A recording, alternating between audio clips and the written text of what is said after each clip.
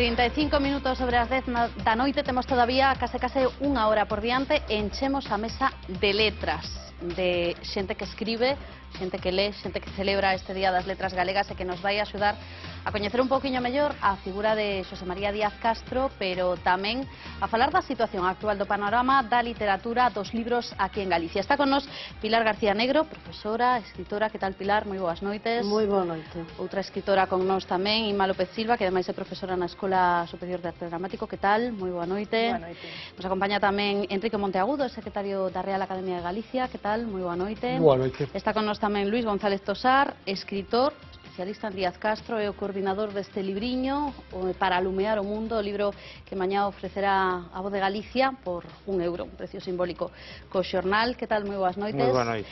Completando esta mesa está con nos tamén Marcos López, é responsable de Oco Filmes. Falamos dunha das editoriais máis centradas nos máis pequenos, na literatura para os máis pequenos. Que tal? Moi boas noites. Boas noites. Bueno, nesta segunda parte do programa queremos falar sobre todo de cultura, a situación da literatura agora mesmo en Galicia, da celebración desta Festa das Letras, pero como deixamos antes da pausa a situación bastante calentiña, sí me gustaría preguntarvos a vos tamén como vedes a situación e por que parece que é tan difícil, Pilar, o equilibrio. Antía, se me permites, eu quixera comentar, porque tive ocasión con Marcos de ver grande parte da entrevista ao dúo que antes ao presidente da Mesa por Normalización Lingüística e a representante de Galicia Bilingüe. Eu estou abrallada porque, en primeiro lugar, teño que constatar que esta señora é unha maleducada integral, mas, deixando a parte xa esta epiderme, digamos así, conductual, pois, claro, é a mistura perfeita de ignorancia e auto-odio. Pero que, en todo caso, tamén deixando isto a parte, é claro que ela fale dos problemas da lingua galega é como se aquí asistísemos ao señor Botín falando dos problemas dos indixentes, ou a algún membro do Ku Klux Klan en Norteamérica falando dos problemas dos negros. Ese equilibrio ideal proclamado en termos de cooficialidade e en termos de bilingüismo na legislación actual ende xamais existiu na Galiza. E o peor é que levamos acumulados non anos, senón décadas continuadas de incumprimento flagrante da lei. Eu sempre adoito dicer que se houvese bilingüistas ben intencionados, terían que ser os máis accesos defensores da lingua galega, mesmamente para equilibrar, porque se agora se Inma me permite, pois o castelán efectivamente ocupa o vaso case que cheo, e o galego moito menos da auga que contén o meu vaso, moito menos a cantidade. De maneira que aí teria que ver toda unha política, en primeiro lugar, de cumprimento legal do Estatuto de Autonomía, da Lei de Normalización Lingüística, da Carta Europea das Linguas Regionais e Minoritarias, que non esquezamos que é legislación superior, asinada como tal polo xefe do Estado, polo rei, en agosto de 2001, que non pode ser desmontada, é vinculante, non pode ser desmontada por ninguna legislación estatal ou autonómica que sería considerada inferior. Xa non falamos de outros textos efectivamente paralegais, pero podemos falar da realidade efectivamente empírica, onde hai unha distancia brutal entre o peso, o tamaño e o bombardeo das emisións en español e das que se poden existir en lingua galega. E o gravísimo destes últimos tempos non é xa termos que aturar un goberno desidioso, pasivo, no gallao a respeito da súa propia legislación de que se dotou, senón alguén ferreñamente agresivo e que perpetra actos tan violentos como considerar a lingua no decreto de función pública unha barreira á lingua galega, ou no decreto para o ensino, de que se falou aquí, considerar legalizar a exclusión total e completa para determinadas materias. Isto é algo inédito, completamente inclusive no marco europeo xeral. De maneira que, claro, que nesta crise benvidos sexan, como sempre, todos os esforzos de abaixo de nós, da propia sociedade, para lle darmos carta de naturalidade ao que efectivamente ten que existir aquí na Galiza, a lingua galega, como ademais un acto de devolución non só de práctica a todos os galegofalantes da lingua inicial, sino de devolución amorosa, e subliño este adxetivo, a todos os castelánfalantes que teñen todo o dereito do mundo a receberen a lingua que lles foi furtada.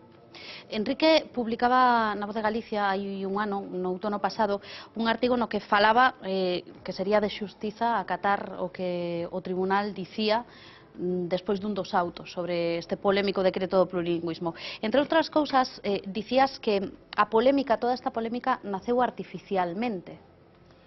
Sí, a ver, eu creo que hai un fondo que non é artificial, é dicir, hai sectores sociais en Galicia que non están cómodos cos avances do galego, que se resisten a eles, pero evidentemente eso non pasaba de ser un fenómeno máis ou menos anecdótico ata que unha forza política de goberno tomou ese asunto nas súas mans e o converteu nunha arma no debate partidario. Isto era relativamente descoñecido en Galicia. Entón, non digo que fose artificial porque estexa inventada, pero sí que a repercusión pública que tivo, que atinxiu, respondeu claramente a parámetros de, digamos, de competencia partidaria, de conxuntura política. En ese sentido é no que eu digo que naceu fanada de artificialidade.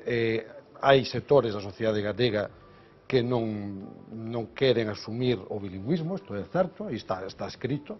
Por moito que unha asociación se chame Galicia Bilingüe ou este enarborando o bilingüismo, logo sabemos que na práctica os bilingües somos fundamentalmente as persoas galegofalantes, que somos os que, ademais de falar galego, en moitas ocasións temos que utilizar o castelán, moitas menos persoas castelán falantes son bilingües, e, por tanto, aquí tamén co bilingüismo estáse facendo un xogo un pouco tramposo, non? É dicir, eu preguntabas antes polo equilibrio, a min gustame máis a palabra igualdade. Eu creo que o que temos que aspirar é a igualdade, a que falar galego non sexa máis custoso que falar castelán en ningún contexto, a que todos os cidadáns e cidadás teñan a posibilidade de aprendelo e de usalo sen ningún tipo de custo a maiores. E iso todos sabemos que hoxe non é así, lamentablemente. Entón, corresponde ao goberno e corresponde á sociedade facer ese esforzo para que efectivamente o coñecemento e o uso do galego se dean con plena liberdade e con plena capacidade para todos os cidadáns e cidadás de Galicia. Non sei se os demais percibides ese desequilibrio dunha forma tan clara, Inma. Eu, desde logo que sí, eu creo ademais que eu concordo con Quique en que efectivamente foi unha polémica artificial, pero ao final as consecuencias desa polémica artificial foron ben evidentes, non? É dicir, que se conseguiu en parte darlle a volta a algo que ata este momento fora indubidado, que era o respeto e o prestixio do que se lograra dotar a lingua galega en todos estes anos de normalización lingüística.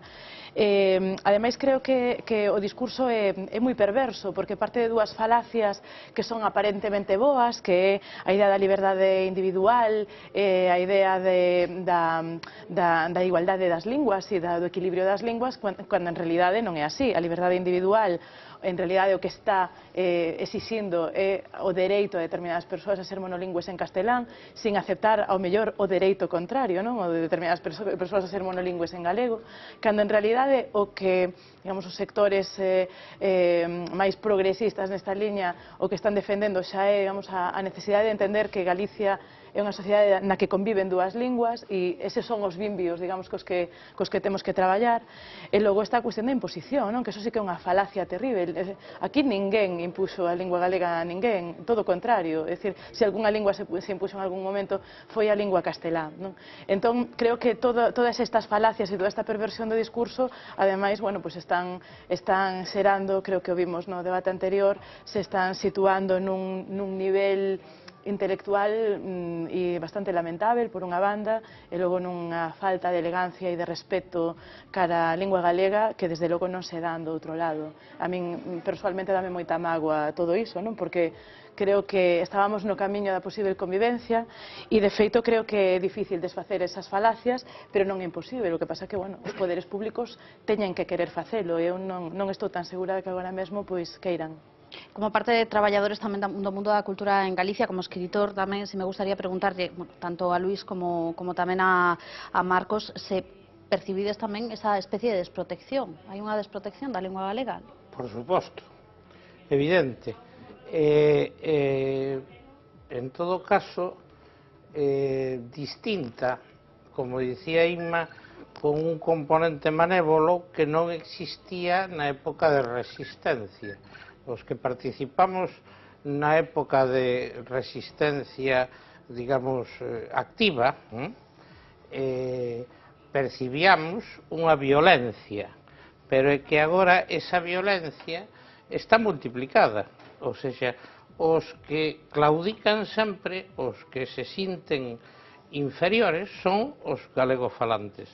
Eu nunca vin un castelán falante en Galicia que tivera unha actitude de dicir, bueno, pois vou facer un esforzo e voume poñer ao mesmo nivel deste señor que me está falando en galego. Non, sempre é ao revés, sempre son os galegofalantes, sempre, sistemáticamente, son os galegofalantes os que teñen que claudicar. Entón, esa é a prova evidente, aquí hai sociolingüistas moi preparados, de que a lingua galega é a lingua inferior, a lingua dos que non saben falar.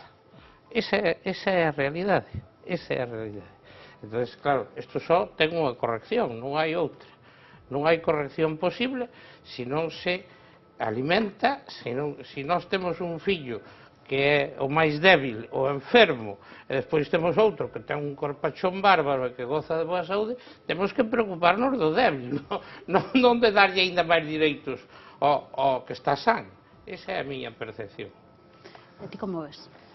Eu creo que é unha evidencia que o galego está a xogar, digamos que nun terreo de xogo un pouco enlamado moitas veces, no sentido de que unha persoa que teña presenza na sociedade, que salga á rúa todos os días, que viva, que vexa os medios de comunicación, que lea revistas, que vexa xornais, etc., vai percibir perfectamente a oferta que un rapaz ou unha rapaza, porque a mí me gusta tamén moito falar de futuro e do futuro da lingua galega, pois ten na rúa todo o que oferta, toda a oferta que hai en castelán e toda a pequena oferta que aínda temos en galego.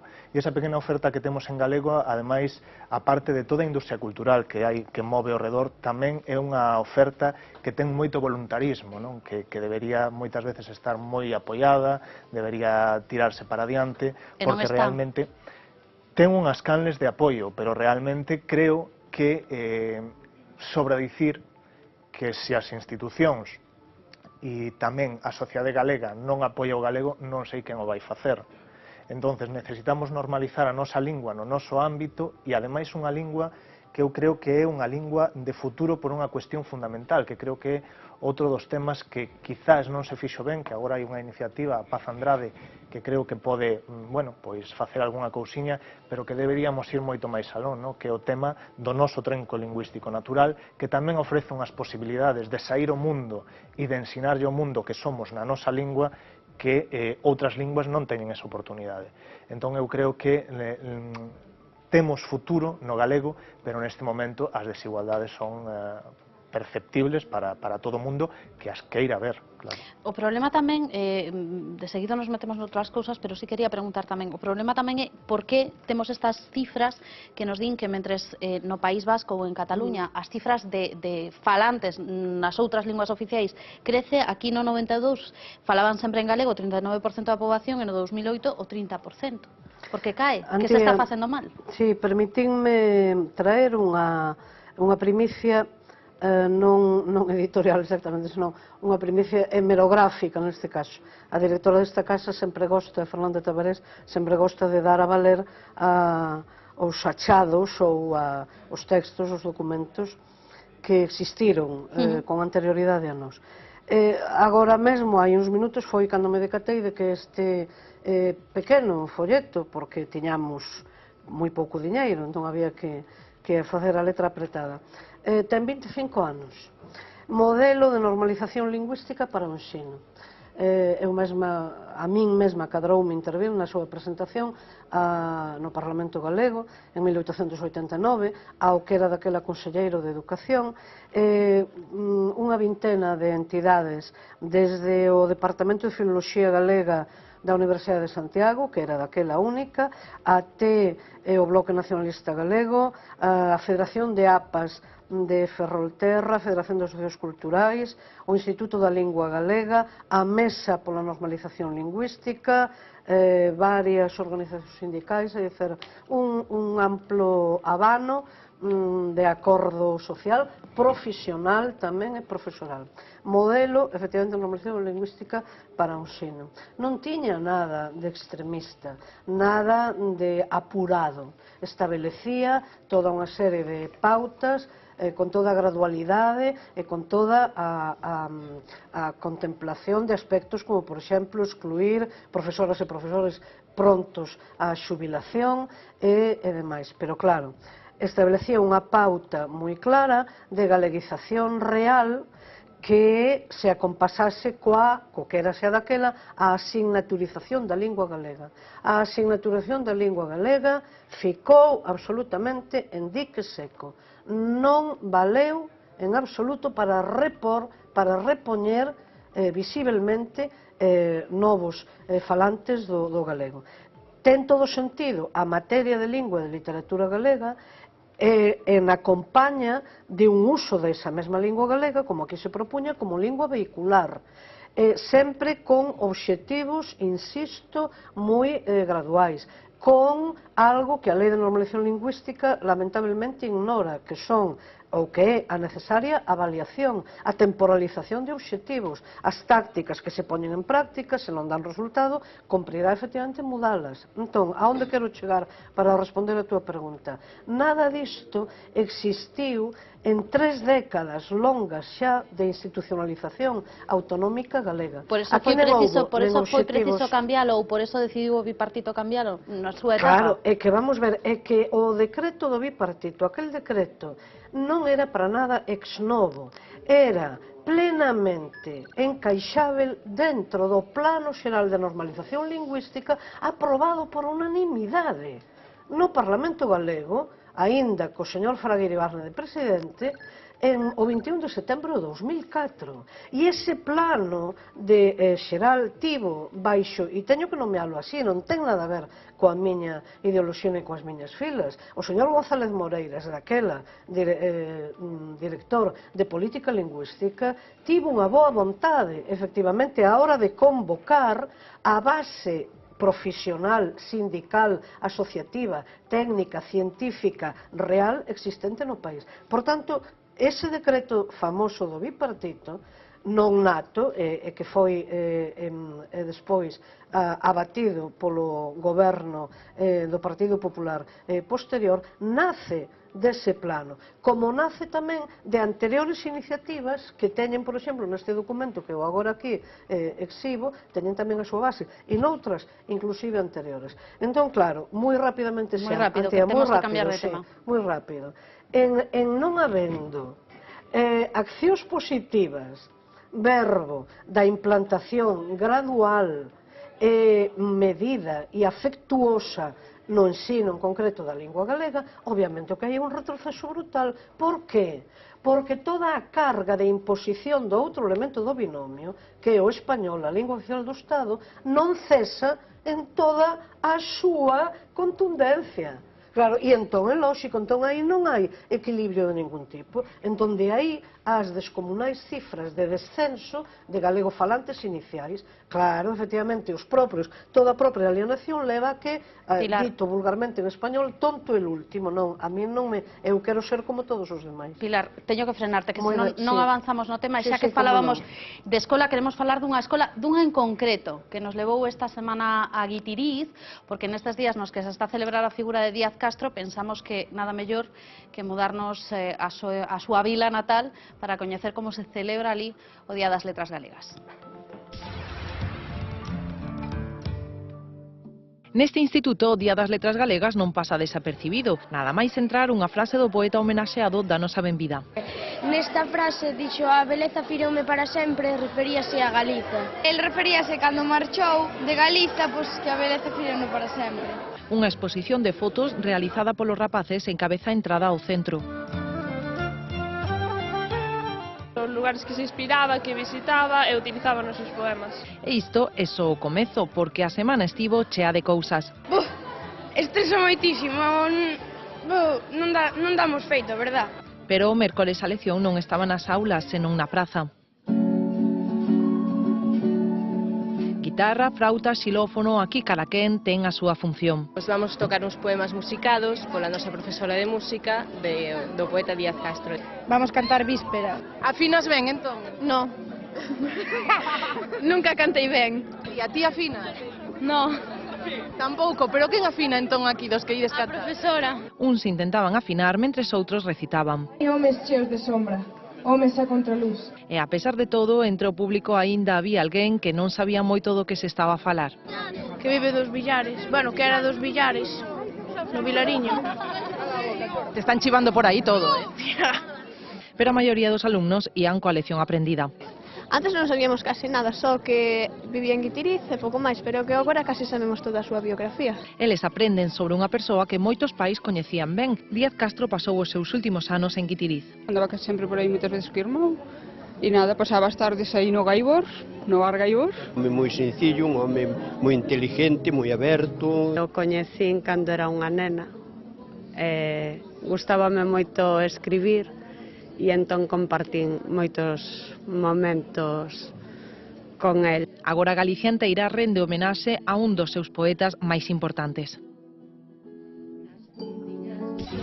Estará a celebración en Guitiriz esta semana. Luís, dis neste libro, neste Xosé María Díaz Castro para alumear o mundo, que Díaz Castro é alguén que comezou a escribir de neno e continuou íntima, intelectualmente ferido pola literatura ao longo da súa vida, pero sin estridencias. Pois así é, comezou a escribir de neno e continuou escribindo toda a vida. O que non fixo foi publicar moito, porque era moi riguroso, e porque tampouco perseguía a gloria. El, como tiña o seu propio modelo de escritor, que moi diferente dos escritores de hoxe en día, e incluso distinto dos escritores do seu tempo. El facía o que facía, estaba moi seguro do que facía, e tamén sabía o que valía, non era un paisaniño, digamos, máis ou menos...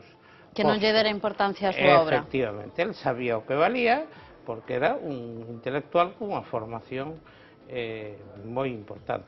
Claro. Que supón o feito de que para un poeta como este, que é menos coñecido quizáis tamén porque ten menos produción publicada, o Nimbos, o libro do 61, as cousiñas que imos coñecendo tamén estes días, a festa serve tamén para isto, que importancia ten precisamente o impulso que lle pode dar a celebración que se lle adique o Día das Letras? Ademais da celebración do centenario, que coincide todo. Sí, o centenario tamén.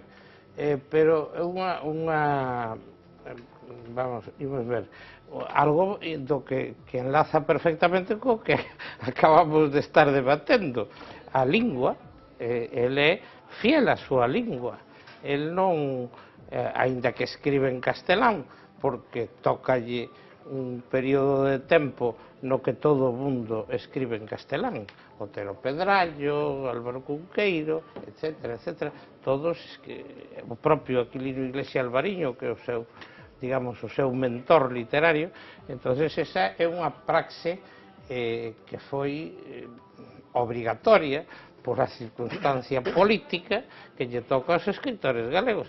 Entonces el, sen embargo, mantén a fidelidade á lingua galega. Ese é o exemplo de Díaz Castro. Mantén a fidelidade a unha lingua e procura a calidade desa lingua. Eu creo que esa ten que ser a mensaxe, debería ser a mensaxe deste ano.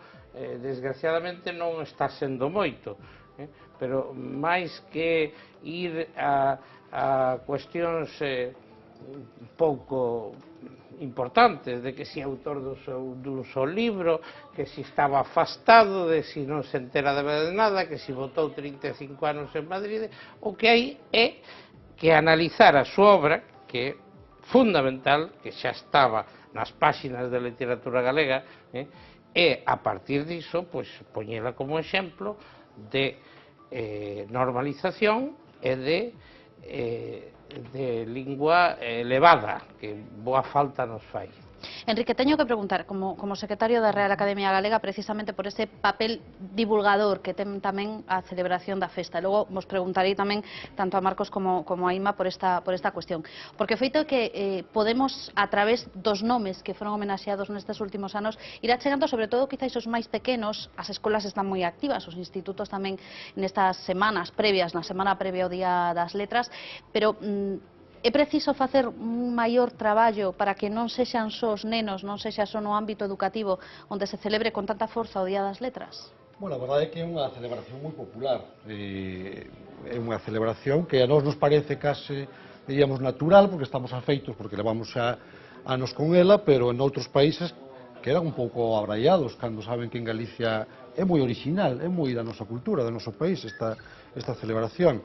E ten dúas facetas complementarias. Unha é que sempre se investiga e se descubre moito máis sobre a imaxe, sobre a figura a que se dedica, digamos, ten unha faceta erudita de investigación, de pescuda, de rescate de textos, de profundización no coñecemento desa obra, e logo ten esta outra faceta de popularización, de difusión, na que, lóxicamente, os centros de ensino, o profesorado en xeral, ten un papel moi importante, pero tamén na que colabora moitísimo os medios de comunicación, vos mesmos, como acabas de señalar ti, ou como estamos facendo nós agora mesmo, e todo o tecido asociativo e cívico de Galicia que, seguramente, Luís o pode contar ao longo do ano, cantas asociacións culturais, cantos de veciños ou de colectivos de distinto tipo organizaron actos, homenaxes, conferencias, recitados de poesía.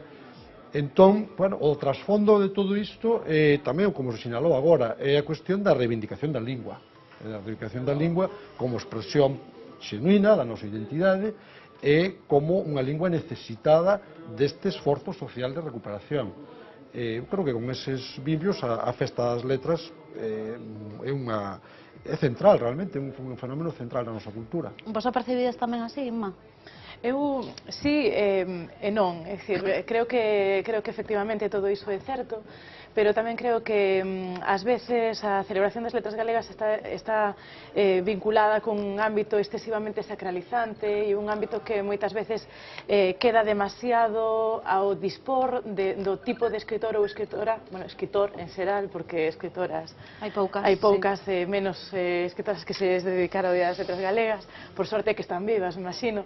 Pero certo é que depende moito de que tipo de escritor sexa para ver o tipo de capacidade de movilización da sociedade que vai a ter. Nesa medida, e tamén enlazando un pouco co debate anterior, eu creo que o Día das Letras Galegas é unha ocasión de ouro para conseguir algo que na cultura galega estamos un pouco deficitarios, que é esa xestación dun tecido social que verdadeiramente ame, respete e, sobre todo, queira promover a súa propia cultura e a súa propia lingua de tal maneira que a faga menos dependente das accións institucionais. Non sei se o Día das Letras Galegas realmente conseguiu iso. Creo que como festa é interesante, como festa é fermosa, como festa está probablemente demasiado apoiado ao mundo do ensino. Creo que non logramos dar aínda ese paso de que as letras galegas sexan unha verdadeira festa colectiva, a pesar de ser un día festivo, etc., da sensación de que ás veces se está convertendo máis no gran día de ir á praia no mes de maio. Creo que nese sentido temos moito aínda que facer, porque efectivamente, como decía aquí, que como festa é moi aproveitável, claro, porque realmente está perfectamente instaurada na sociedade galega, todo o mundo a beben, todo o mundo aproveita para comprar o libro, o xornal, e con €1 máis ter un libro dun autor interesante, pero non sei se o modelo é dedicarlle cada ano a un autor. O mellor... Ti que propós?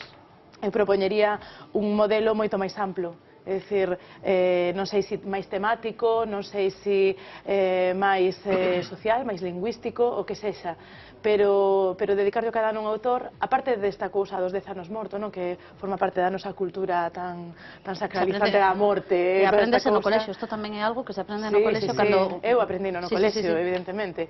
Entón, non sei, creo que desvinculalo dun só autor sería útil, na miña opinión.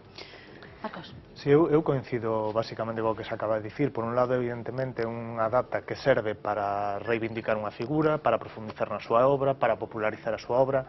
Quizás tamén o que se acaba de dicir agora do tema de demasiado, non demasiado, demasiado no sentido de que é dicir, somente, moitas veces se nota que está moi vinculado ao mundo do ensino. É dicir, o mundo do ensino sí traballa moitísimo esa figura, sí fai moitísimas cousas en torno ás letras galegas, pero digamos que o resto da sociedade non está tan presente nesta celebración.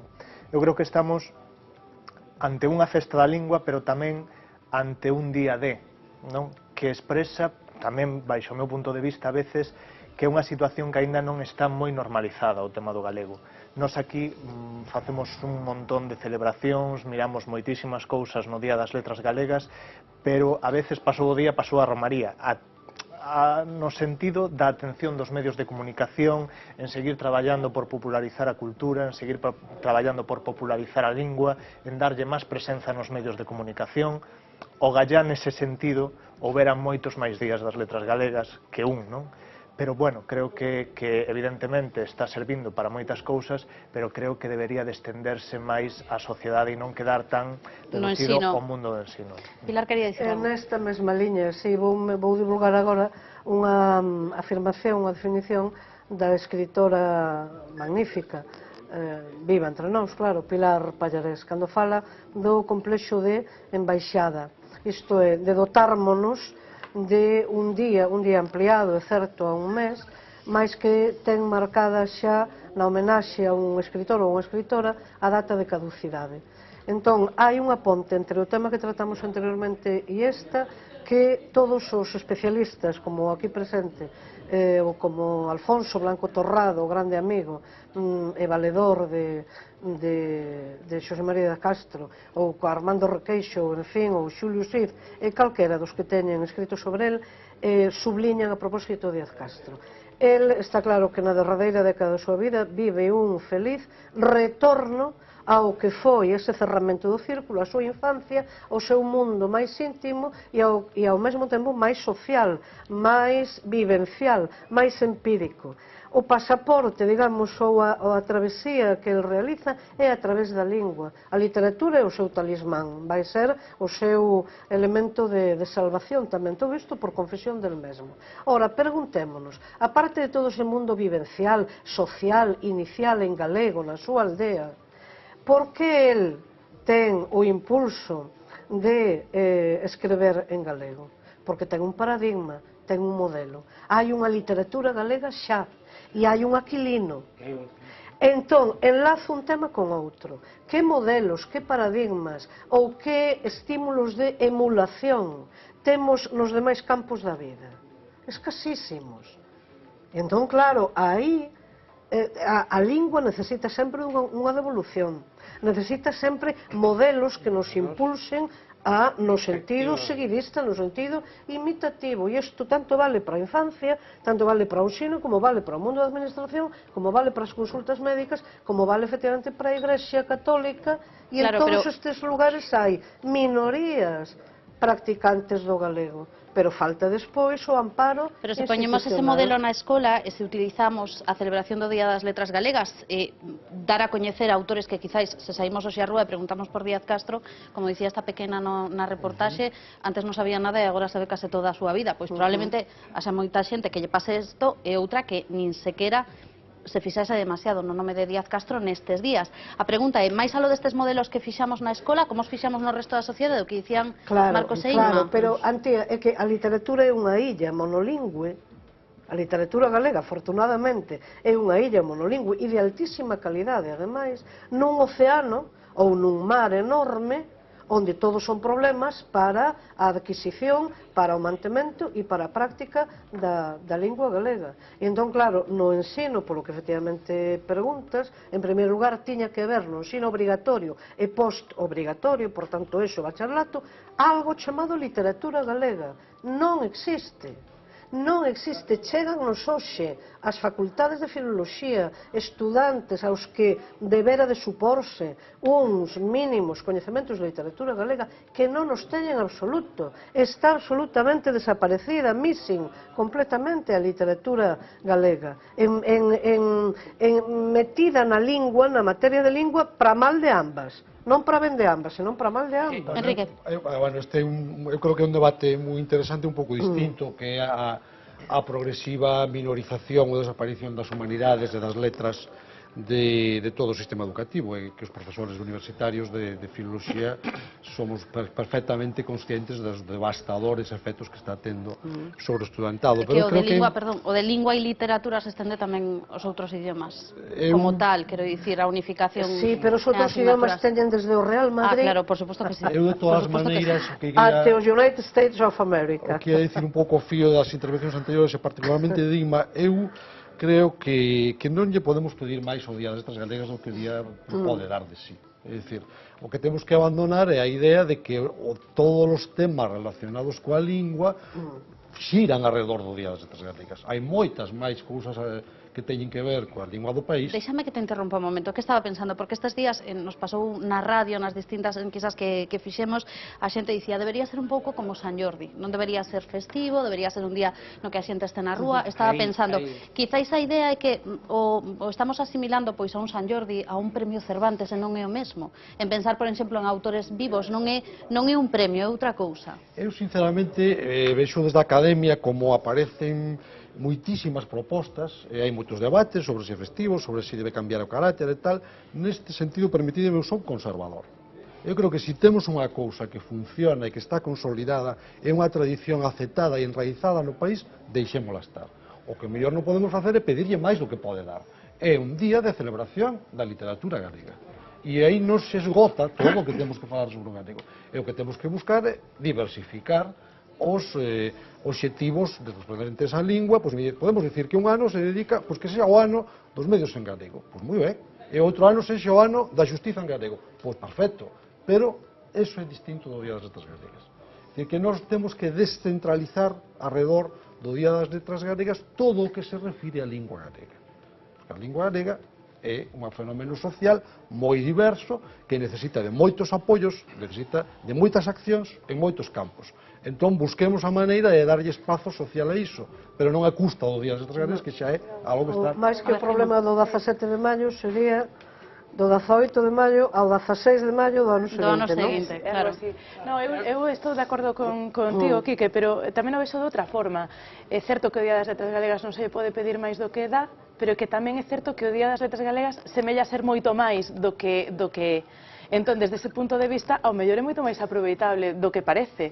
Entón, por iso, sí que é certo que facer pivotar toda a reivindicación lingüística no Día das Letras Galegas é unha parvada, porque ademais é imposible, pero sí que a reivindicación cultural xeral alrededor do Día das Letras Galegas non é tan complicado extrapolar algo máis que ese simple día. Falamos de letras e temos que falar, se falamos de letras, tamén de papel, e non só de papel, porque editar estás a convertir en moitísimo máis que publicar en follas. Temos todo un traballo editorial que non está pasando aquí en Galicia polo seu mellor momento. Como está o mundo dos libros agora mesmo en Galicia?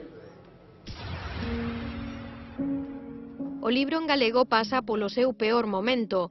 Ben todos estes gráficos en caída libre son todos relativos á literatura en Galicia. O número de títulos que se editan en galego hoxe respecto de anos anteriores disminuiu e, sobre todo, disminuiu o número de exemplares que circulan. E así o corroboran os datos. O número de títulos publicados en galego no 2013 foi de 739, un 60% menos que o ano anterior. A cifra sitúanos por primeira vez por debaixo dos libros publicados en vasco.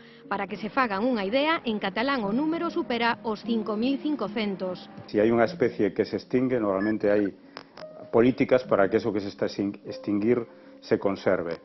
As políticas lingüísticas deste país, hoxe, remítome tamén aos feitos, non son as adecuadas. As bibliotecas non teñen presupostos para a compra de libros, as compras directas da Xunta cada vez son menores, son exiguas, e as axudas de outro tipo, a rede de librerías, tampouco non se ven. Esta realidade afecta tamén as librarías. Moito, un 30, tranquilamente. cada mes, sí. E vai para baixo, o sea, que non para de baixar. Eles, mellor que ninguén, ven como as vendas caen mes a mes. Eu creo que porque non hai cartos, simplemente. Eso. Hai cousas máis importantes, todo Dios ten na casa libros, entonces van lendo que tenían en casa, supoño. O cómic en galego tamén sofre a crise orfo dunha industria forte. Somos unha potencia en autores e é certo, vamos, non é unha fase feita sin sentido neste caso. Realmente o que falta é unha industria editorial sólida. A literatura vive un tempo de cambio, a era digital é xa unha realidade. É un horizonte irreversible e, por tanto, aí hai que estar. E a cultura galega ten que estar aí, porque se a cultura perde o carro da revolución tecnolóxica do seu tempo, queda fora de xogo. Pero os amantes da literatura aseguran que non hai nada como a olor dun bo libro ou pasar cada unha das súas páxinas. Esta última que é independente da lingua na que este escrito. Marcos, fai falla, como nos dicía este libreiro, especializado neste caso en cómics, unha industria editorial sólida? Eu creo que, bueno, eu podo falar do noso caso, non?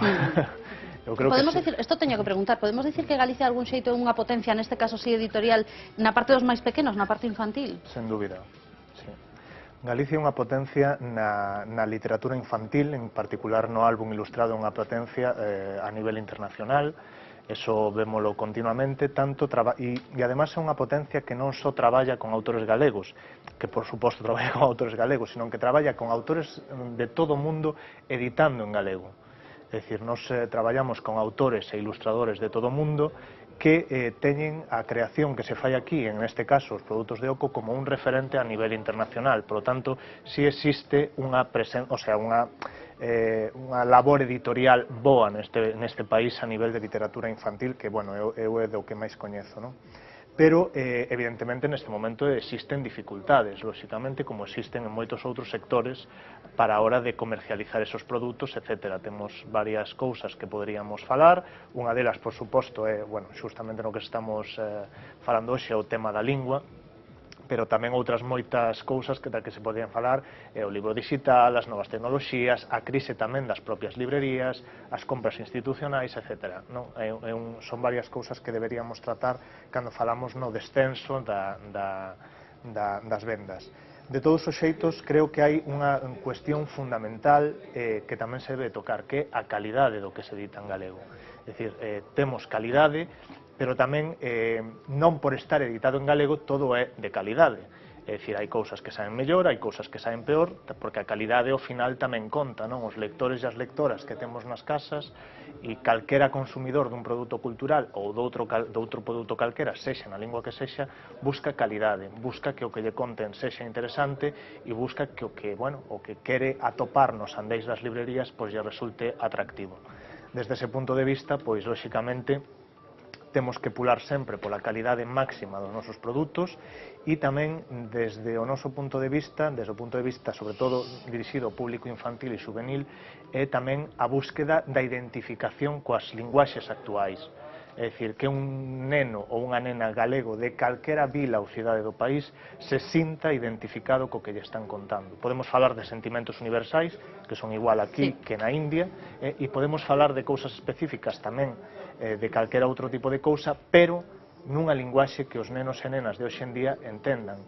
Entonces, para eso, pues hai que facer unha labor editorial, lóxicamente, que ten que responder a esos parámetros. Isto como se fai, Luís? Como creamos unha industria editorial sólida? No, a industria editorial sólida, eu deso non entendo moito. Eu creo, como autor e como representante dun colectivo de escritores, de autores e de autoras, eu creo que hai que facer un ordenamento, hai que ordenar. Houbo algún exceso, como decía moi ben aquí Marcos, pero, claro, eso non ten nada que ver coa situación de aproveitar a crise, aproveitar o momento no que estamos para facer políticas restrictivas. Eso é o grave, Fíxate ben, Nimbos, no ano 1961, no ano 1961, Galaxia publica Paco del Riego publica a primeira edición de Nimbos e fanse 1500 exemplares. No 2014, a edición que eu modestamente preparei, do mesmo libro, fixéronse 800. Isto é revelador.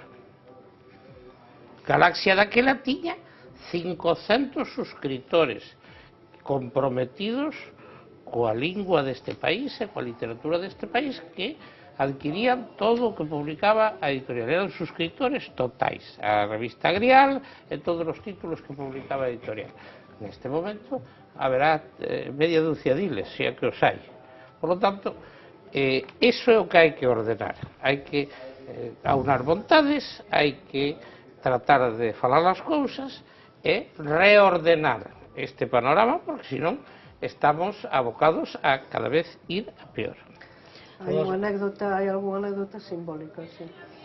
De todas maneiras, eu creo que a industria editorial galega é un sector absolutamente clave para a nosa cultura e que a todos os problemas da crise económica se lle engade un desafío que é moi importante, moi serio, tamén os medios impresos o coñecen, que é o desafío digital.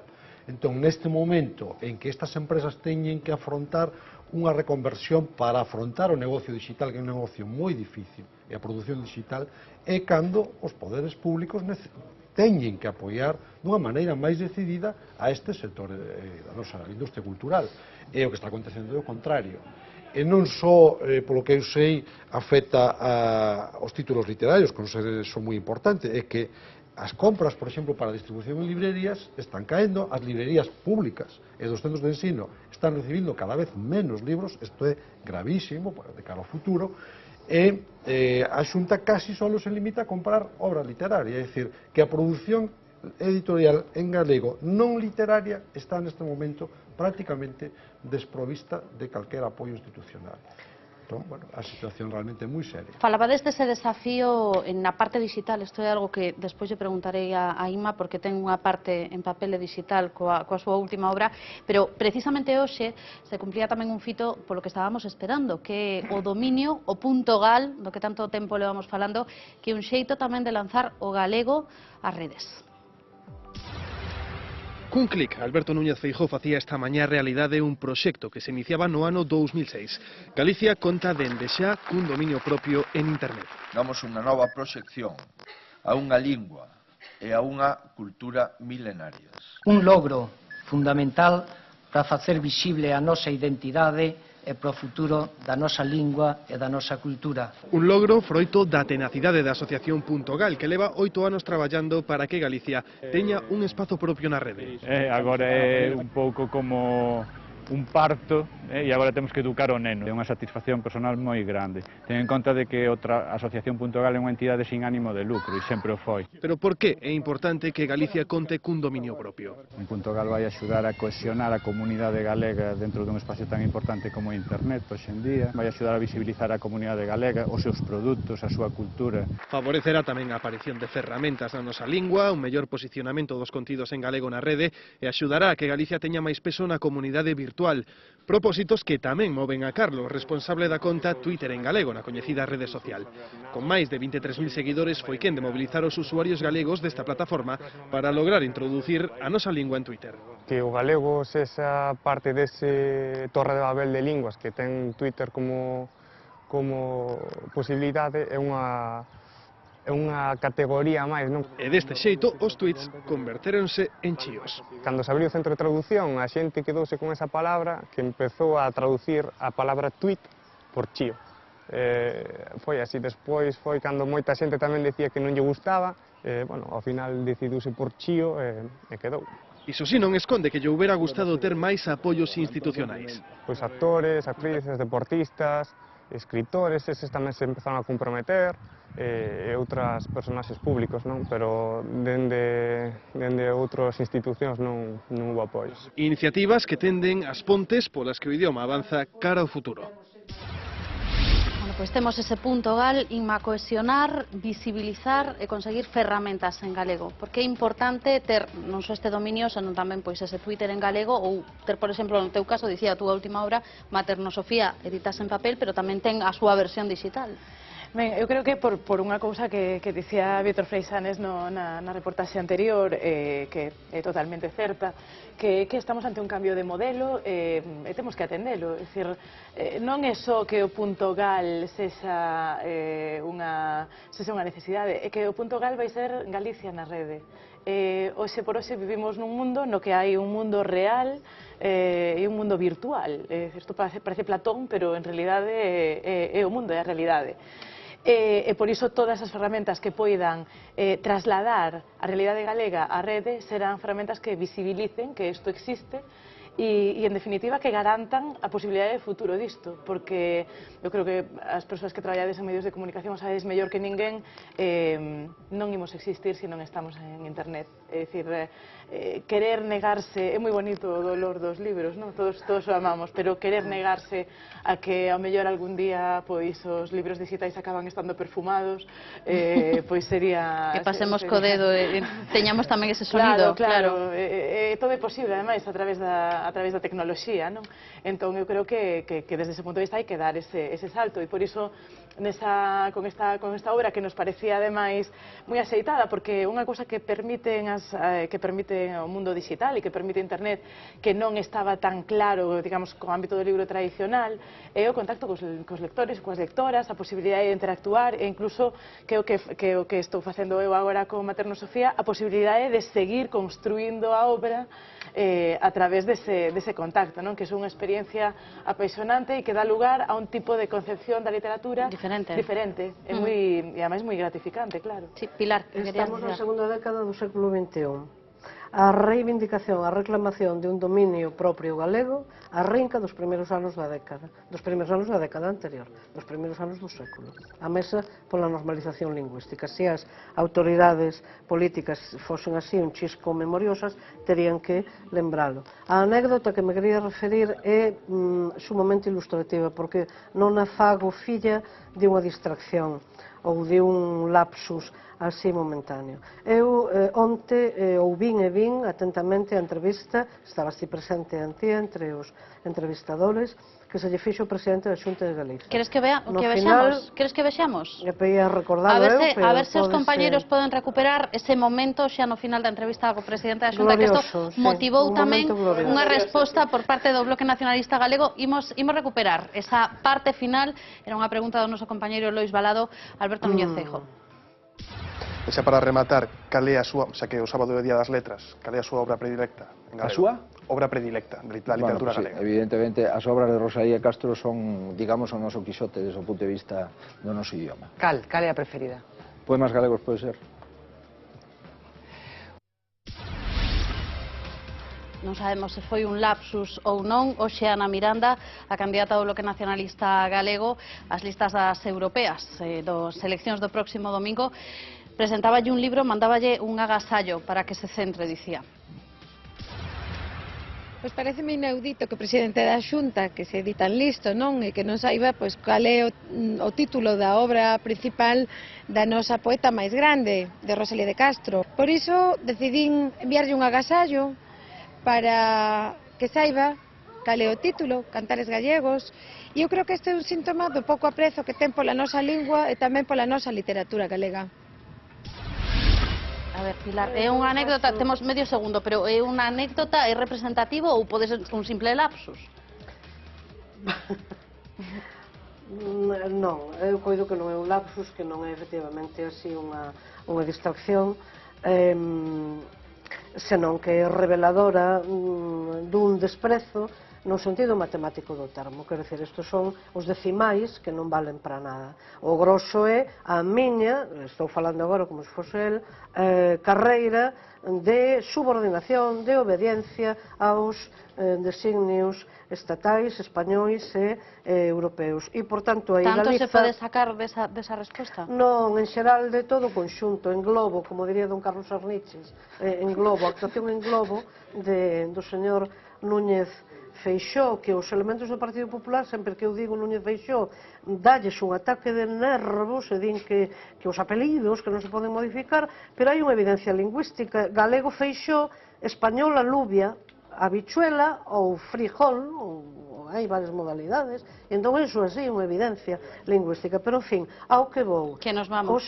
Os problemas de edición recrúan ou son graves, digo por enlazar co que antes se iniciou, é porque hai unha diminución enorme de compra de libros por parte da Xunta de Galiza, de distribución por bibliotecas públicas, xa se dixo, unha falta de apoio moi grande tamén ás librarías. Entón, aí xa é, pois, outra vaca no millo. E que non chega ao motetío. Claro, todas e todos pagamos a banca, pagamos o fútbol como espectáculo de interese xeral e outras moitas cousas, de maneira que... Para as que non temos tempo. Cumpriría unha política... Luís, remato contigo. Un rogo, se me permitides, esa que ten que ver con isto. Eu pediría un pouco máis de precisión, xa non digo noutra cousa, no nome do homenaxeado, do escritor homenaxeado coas letras galegas, porque hai abondosas mostras, non sei se o presidente da Xunta, pero outras persoas que non son o presidente da Xunta que lle chaman Díaz Pardo, por favor, e Díaz Castro. Bueno, isto sí que non o escoitei, en fin, que con eso rematamos, e ademais, gracias aos 5 por estar con nós, temos que marchar, que estamos fora de tempo. Hoxe non imos rematar con cine, como ven sendo habitual os venres, imos rematar con poesía, a poesía de Díaz Castro, que non Díaz Pardo, como dicía Luís, porque a voz do poeta sigue sonando na rúa e precisamente na voz da xente nos parece que como mellor soa. Boas noites.